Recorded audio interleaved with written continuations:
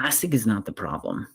We have demonized plastic and made it out to be this awful material that never should be used and, for that matter, even created.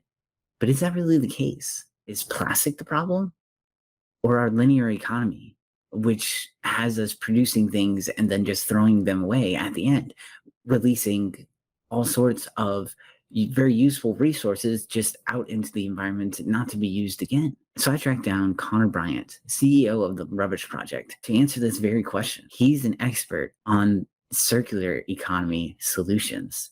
And so, to not waste any more time, Connor, do you mind telling us a little bit more about the Rubbish Project and what you do?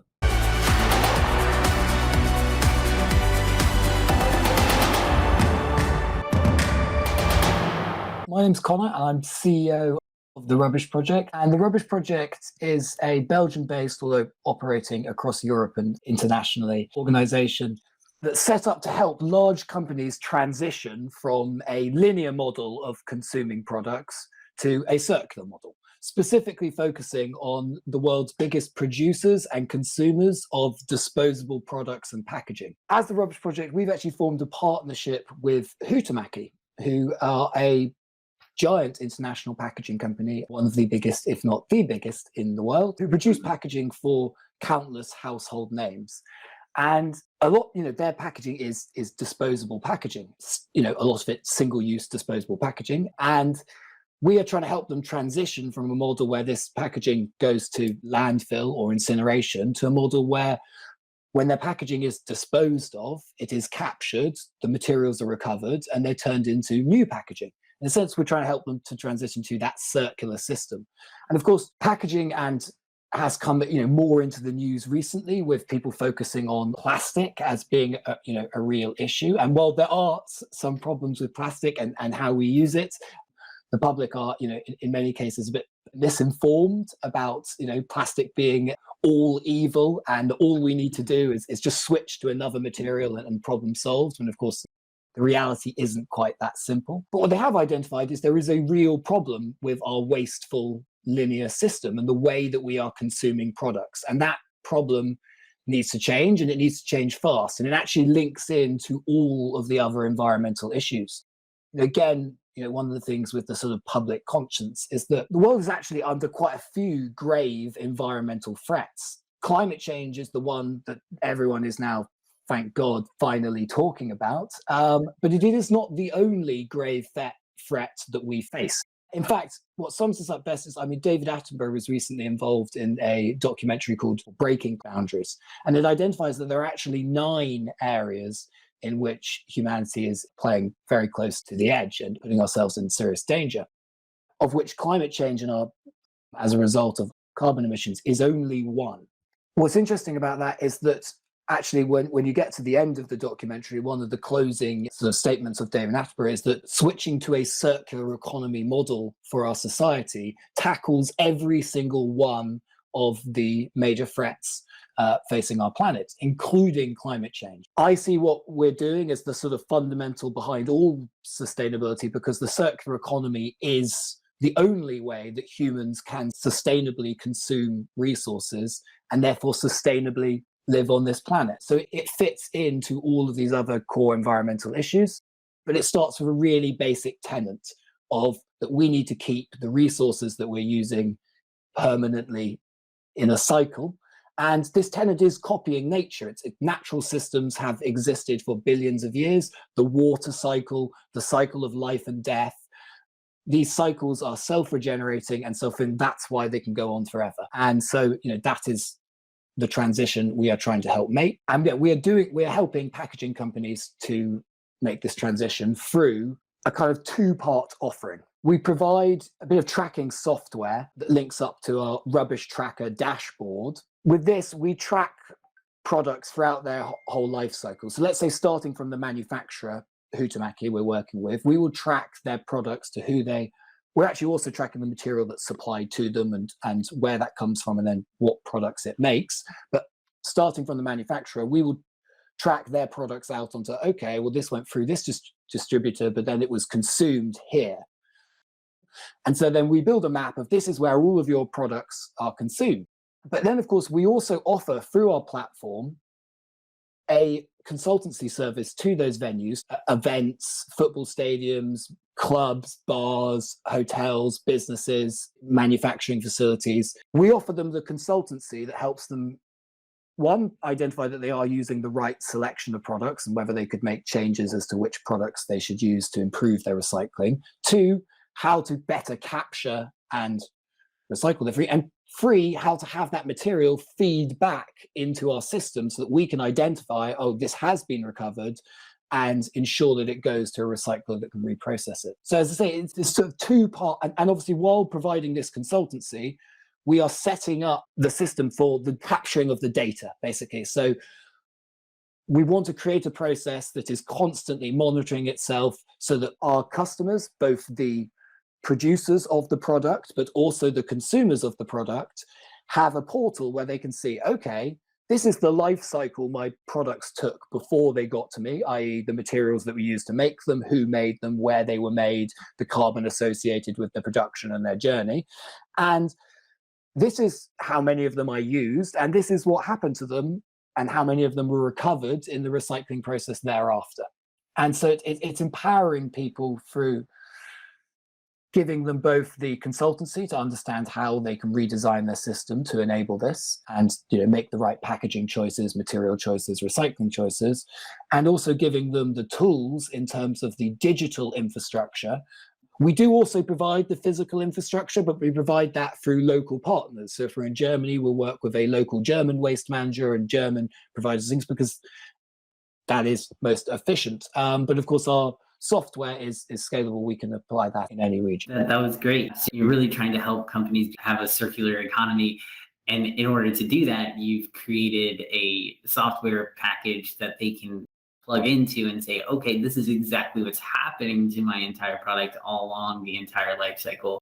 And then not only that, but you have circularized that as well, where you're able to say, okay, now how do we make this product, not only track it and see what's happening and make a feedback loop on all the data that we're collecting, but also say, like, okay, what can we do with it to make it circular, to make it more of a circular economy that can be sustainable. So that's very impressive. Thank you. Well, also, it all comes from looking at the future and reframing how we see waste or rubbish, hence the name, the Rubbish Project. Okay, is that rubbish is an odd thing, and the concept of waste as we currently have it is quite a strange thing, because if I asked you to build a tank, would you find it easier to build a tank from a bunch of old tank components?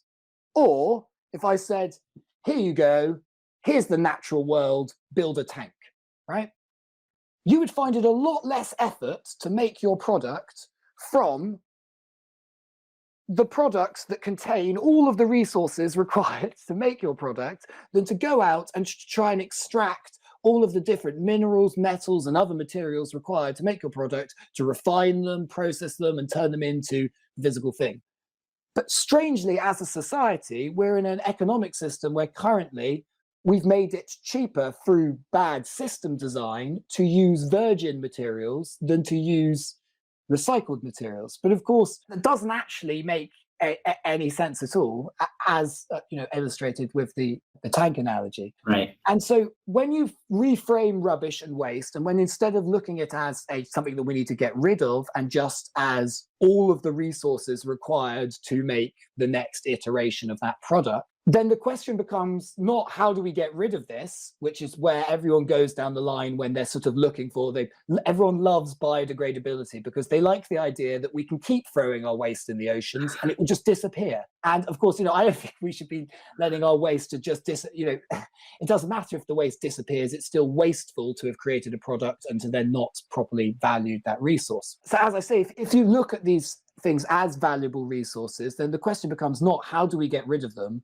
but how do we identify where they are and get them back into the systems that we need them. And this obviously fits alongside another innovation that's happening at the moment, which is technology and the way we are using technology to track our activities. Now, obviously, some people see this as having some rather sort of negative things, and of course, with Facebook and others' influence on things like politics, there is definitely a downside to be wary of. But the age-old adage of the more you know about the problem, the better you are going to be able to solve it, I think always rings true. And it rings very much true in this case. The more data you have around what's happening to our materials, where they're going, the better we can redesign this system to be much more efficient and go, okay, well, we've got a bunch of aluminium there, and these guys need aluminium. We've got a bunch of plastic here, and these guys need plastic. And that's the world it's the world that we will inevitably move towards because of technological progression, but also because it's, again, with the circular economy, there is no other sustainable way to consume finite resources.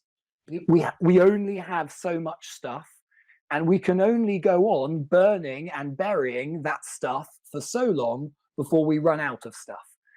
So, in some ways, I see this transition as inevitable. The only question is when. And the answer is that we need to do it now. In fact, we're already into the fact that, this not doing this is damaging the planet irreparably. And we need to stem that tide of destruction and reverse it and live regeneratively in harmony with nature and the natural world. You mentioned how you need to look at trash as not just something to get rid of, but something that can be a resource in itself, right? Yeah. I mean, it's not just, I have this plastic and make it biodegradable so that I can just continue throwing things away all the time.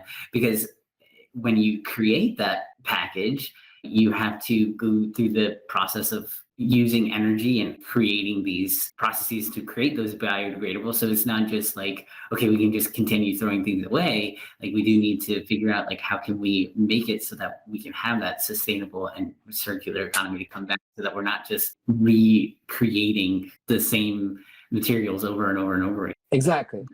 And of course, it's the extraction of materials from our environment that is also so destructive. It's, mining, drilling for oil, chopping down rainforests, both for the wood and for the clearing it for the sort of land. All of these things are done in the pursuit of resources that we already have in our system and we're throwing away. So that's pretty criminal to be destroying our natural life support systems in pursuit of materials that in some ways we already own, and frivolous and short-sighted too. But one of the other things I think is interesting about the Rubbish Project, and I think that is something that we don't often get to communicate, so maybe it's a good opportunity, is that we are about transitioning to the circular economy. And the circular economy has a hierarchy within it. One of the top things, well, actually there's rethink, reduce and rethink, which would be the top two. But under that, there's reuse, okay? And a lot of reusable products have hit the market out there, which is great. We like reusable products. But there's this slight danger at the moment, which, again, a bit like the simplistic plastics is bad argument, which is true in some senses, but not universally. The idea that reusables are a silver bullet that work as the best environmental solution in all circumstances is, well, not true and proven by data. It's, again, I'm not driven by emotion. I just look at what we can prove and follow that. So that's one of the challenges that we face, is there's this perception that there is only one environmental solution that the public have latched onto, which again is largely good. We do need much more reusable systems, but again, it is not a one size fits all thing. And the other side is that, and so to add to that, okay, well, what are the other options if you're not having a reusable system? Well, the thing is that whether a product is single use or multi-use, okay, the goal is the same in a circular economy. We need to keep the material resource in cycle, ideally infinitely. And then in doing so, we need to do that at the lowest energy per use and the lowest chance for waste per use. That is what matters. This is the use case. So in some use cases, a reusable product, take a reusable cup, will have a lower energy per use and a lower waste per use in this infinite system. So that is the best product to use. But in other scenarios, take quick service retail, McDonald's and takeaway foods, having a reusable system doesn't actually produce less energy and less waste, because the reusable products are more durable, so more energy has gone into creating them, more materials. And because of the challenges of getting 7 billion people to culturally change towards a system in which they return everything to an internationally distributed supply chain, the threshold for reuse is never met to meet the carbon requirements, so it is not as efficient. So in that scenario, what is better is to have a disposable product that can be captured and recycled. And that's obviously, that's just sort of one example. But what we as the Rubbish Project are sort of focusing on, and why that's sort of relevant, is that recycling is the bedrock of the circular economy. Although reuse is above, and then obviously we've got repair and so on, is that at the end of the day, once a product has been reused, for every product that is reused has to be made of stuff, and it will eventually go to waste. And the same is true for anything we repair, okay? We have to repair it with materials, and eventually it will be unrepairable in its current functional form, so it will need to be recycled. So with the hierarchy, everything filters down to recycling.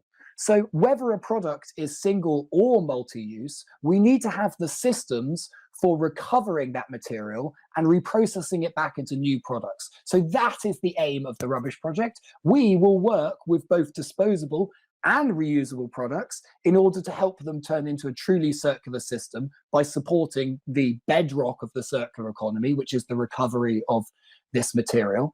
And we will recommend disposables or reusables depending on which is the best use case scenario. That is our approach, because that sticks most truly to the fundamentals of the circular economy.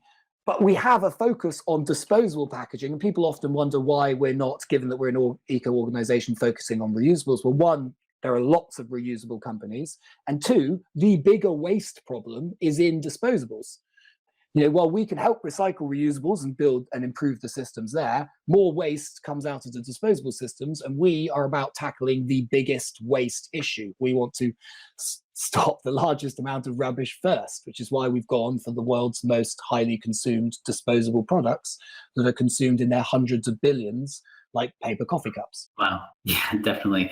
You hit on a lot of great points about how there is a need to not just have this one track mind, or this one thought of this one solution is going to be the best solution, right? It's really under which situation does these certain solutions make sense. So does it make sense to have the disposable product versus the reusable product, especially with McDonald's, where you're not going to change the behavior of that many people to not, oh, I just want to throw this away after I'm done with it. That's going to keep happening. And even if you make it reusable, people aren't going to reuse it. So you have to really consider human behavior in your process, rather than just saying like, oh, reusable is better all the time.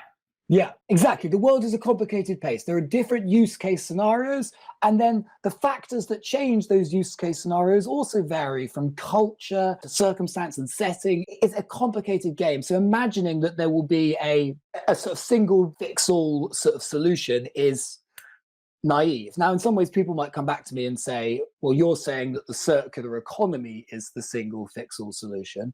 And well, in some ways, yes, I am, but it's different, because the circular economy is a catch-all for sort of a logic in terms of how you approach something. There are actually many different ways of achieving the ultimate goal. It sets out a framework for the ultimate goal. It's not saying this is the one way that this can be achieved, because that is not true. I mean, again, with the hierarchy, it has a clear division of there are different ways of achieving this and so on. Whereas, you know, I think that, again, singling down, saying, for example, we can make every product reusable and that would just solve our problems is, again, it's just two silver bullets. It's the same as saying we can just ban plastic and solve our problems. And it's just, you know, unfortunately, the problem isn't just not that simple. It never is.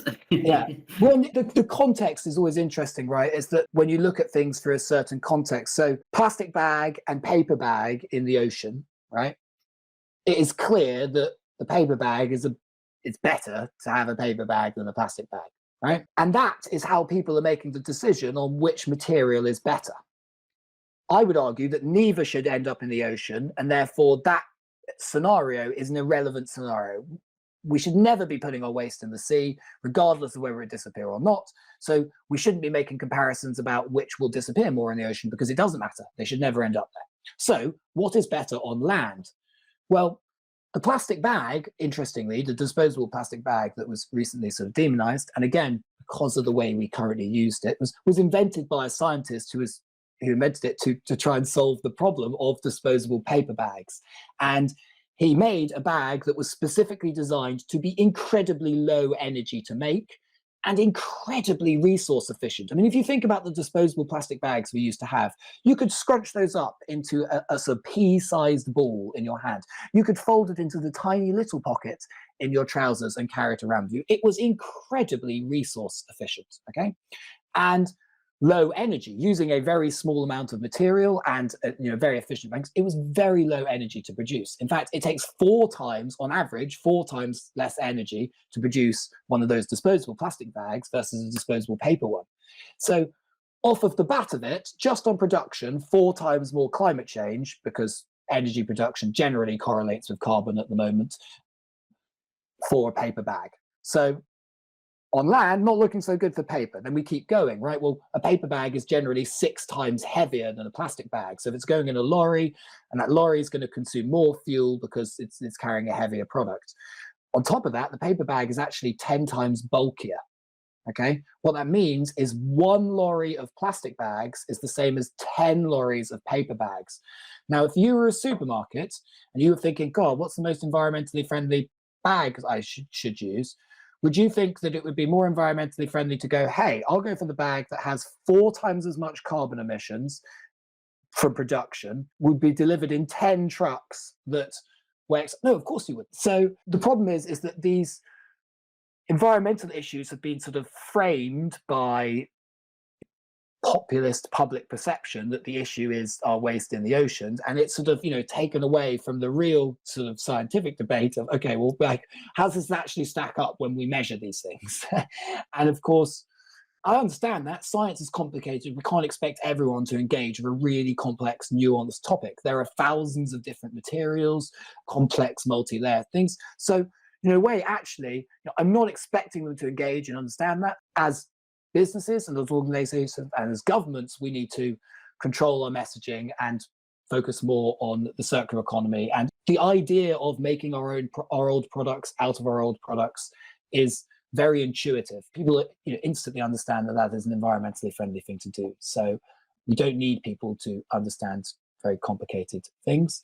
We need them to get them to understand a very simple thing. Yeah, definitely. It's just the idea that what we're using needs to have a way of circularizing that process in whatever way that is. So we just need them to understand that the circular economy will allow for us to be the most sustainable in the end, versus plastic is bad, or this is bad, or we need to attack this. Like, just we need to create a way to become sustainable, whichever choice that is, and that people need to trust that the governments or companies are going forward in trying to figure out which is the best and most sustainable for that use case. So this has been really great. I've learned so much from what you have to say.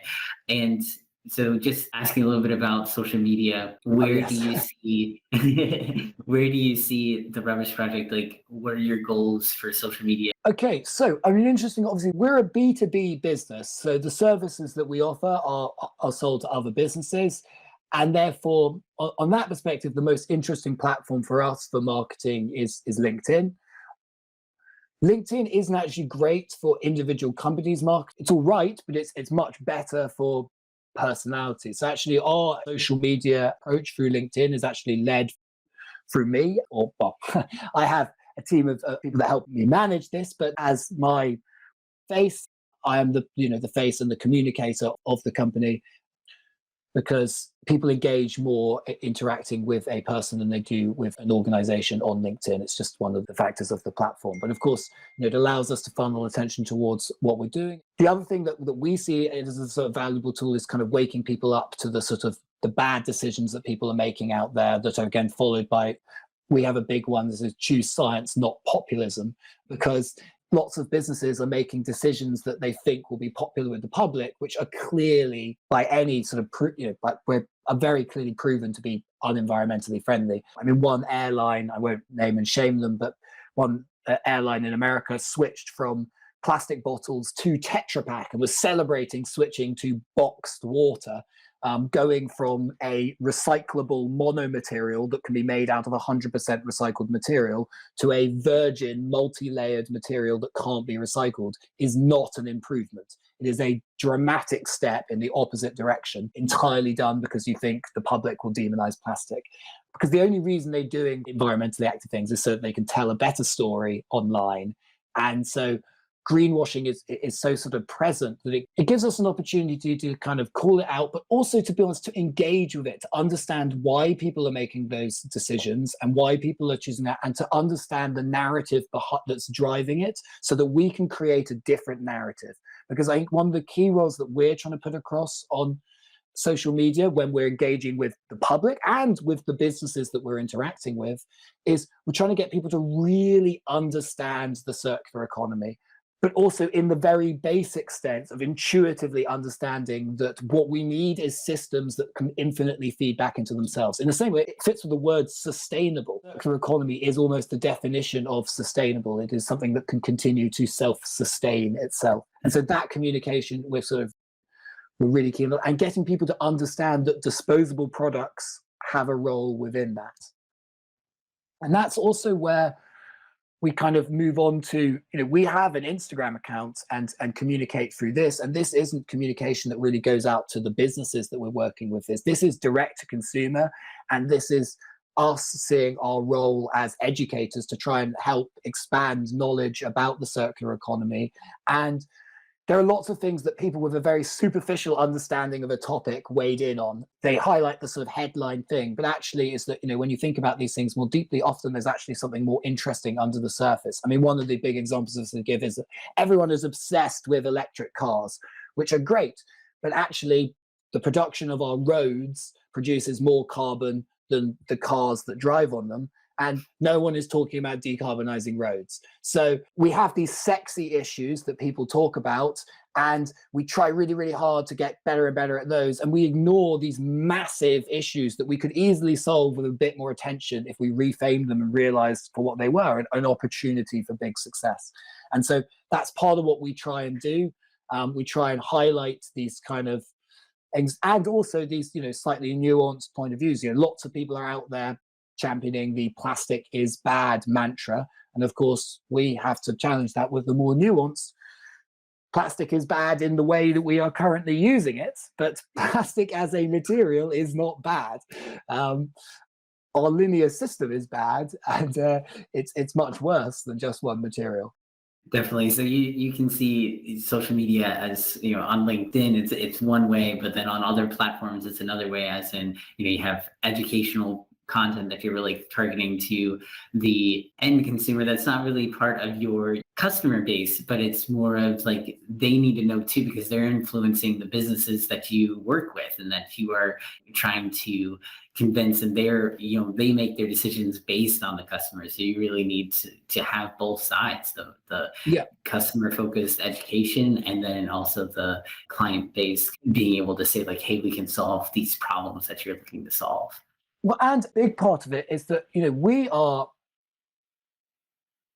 authentic environmentalists. It doesn't matter how far you look into me, I'm as green as they come. And same is true for our organization. We're mission driven. We're doing this for a purpose. We are not a large corporation that is just driven by balance, but we set this up as a mission driven sort of company. So we have a lot of credibility from that side. And therefore, we are the right people to put out the communications around what we're saying, because we genuinely believe it and we have the science to back it up. But of course, it's the same communication that large organizations, say you're a large fast food chain, okay, you actually do need to be communicating to people, actually, there is a way to use our packaging sustainably, and we're going to collect and recycle it and do it in this way. But of course, it's easy to look at one of these large companies that have been doing bad things for a very long time and say, oh, well, you're still just trying to do a bad thing. That's another bad thing, right?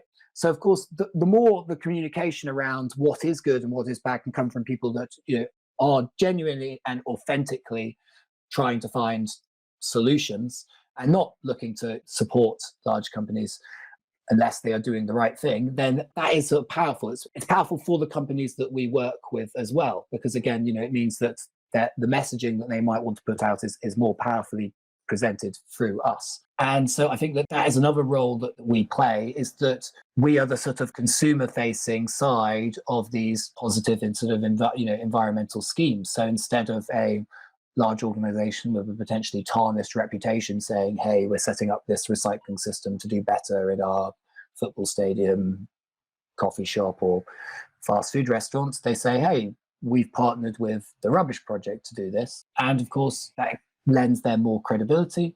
And it also puts the power in our hands to force them to do the most progressive, environmentally friendly things possible, but also to give them the value of it. At the end of the day, is that it's easy to see large companies as evil, but at the end of the day, we have an economic system where especially publicly traded companies, they have to prioritize profit. So in order to do environmentally friendly things, we need to show them how this supports their business case. And it does. As I said, the long-term logic of actually resources will become easier to recover once we have more efficient recycling systems. But in the short term, there is a clear benefit to communicating to your consumers that you are planet positive as opposed to destroying our collective home. And we want companies to realize that value, because of course that's what drives them to do more and more positive things. And one of the other things that I always think is interesting is there's a certain sort of hesitancy or sort of thing around certain environmentalists to engage with large companies that have had a bad track record. But of course, the way we view it is that they are the people that need the most help to change. And if they are willing to work to change, then it is our responsibility to help them change. We're not going for, I can convince my other eco friends to do eco things, but if I can convince a giant not very eco company to do eco things, the impact is much larger. So of course, we will work with anyone, but we will only work with them to do something planet positive. Definitely. That's awesome. Great. Now, for the last question here, what is one way that somebody, if they were interested in working with you, or if they were interested in learning more about the Rubbish Project and how they can get involved and how they can help out, how should they reach out to you? Okay, good question. Well, of course, having a poke around our website is always a good start. There's actually quite a lot of work that's about to go. It's got an upgrade that's coming soon, so maybe wait a month or two, and then there will be much more resources on there. In fact, one of the things that we are doing is we'll be hosting a kind of online resource hub that will explain even more about what we do, but also our sort of general thoughts on the circular economy and other environmental issues and opportunities and challenges, and ways that businesses can see this as an opportunity and a way to lead as opposed to as a threat, because it really is. At the end of the day, this is a transition that will happen, and there will be those that lead us into the transition, and there will be those that follow, and it will be more painful for those that follow because they will be dogged by the pub and legislation. Anyway, I've got a bit off track. What you're saying is for people to engage with the Rubbish Project, reach out through our website or reach out to me through LinkedIn. Again, I'm actually following us or myself on LinkedIn is a really good start. That's where we post most regularly. So you'll see the sort of most active content. And have a look at our Instagram, because we've got a new campaign that we will be launching there over the next month or so, trying to get people to understand what the linear economy is, and therefore why the circular economy is better. Awesome. Well, great. Thank you so much.